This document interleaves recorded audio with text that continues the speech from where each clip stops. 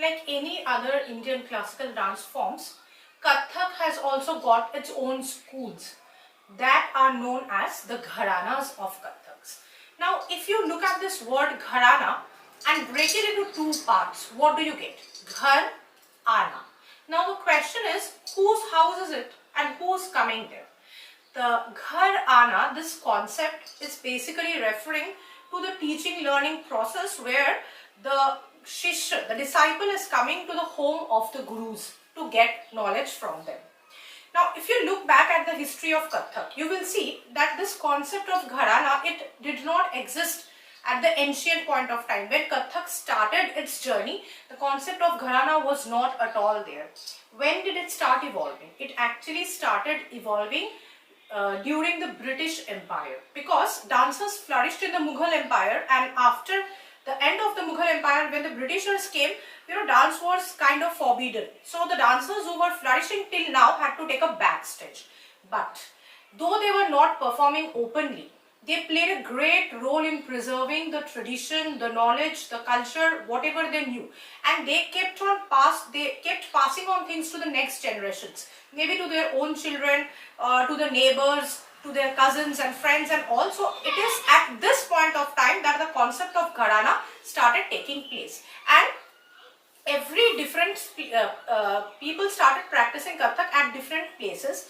Though the main three Gharanas of Kathak, that are the Jaipur Gharana, Lucknow Gharana and Banaras Gharana, they are not completely isolated from each other. But if you look at all the Gharanas, you will see that each and every Gharana has got some or the other speciality of its own. Let's have a look at the Lucknow Gharana now. Lucknow Gharana, if you see, the patrons are the Nawabs of that time.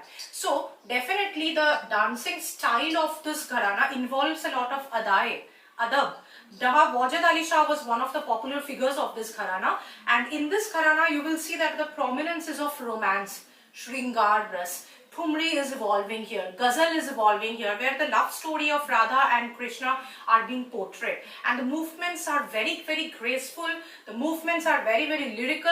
Though Tatkar, Tora and all the other things are definitely done in Lucknow Gharana, but if you compare it with the other Gharanas, you will see that the movements it has got a very lyrical quality, and even the chakkars are taken at a very, very gracefully. So it's an amalgamation of grace and lyrical quality that makes Lucknow Gharana very, very special. One more speciality of Lucknow Gharana was the Bol Batna, where the dancers themselves used to sing the song on which they are performing. Salami was introduced in Lucknow Gharana. Primalu was also introduced in the Lucknow Gharana, and Lucknow Gharana is mostly based on Abhinay portion.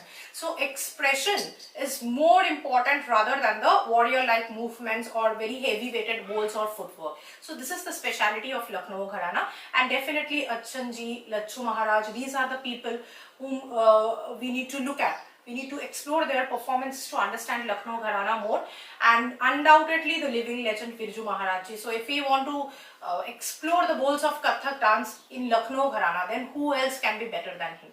So keep exploring these things.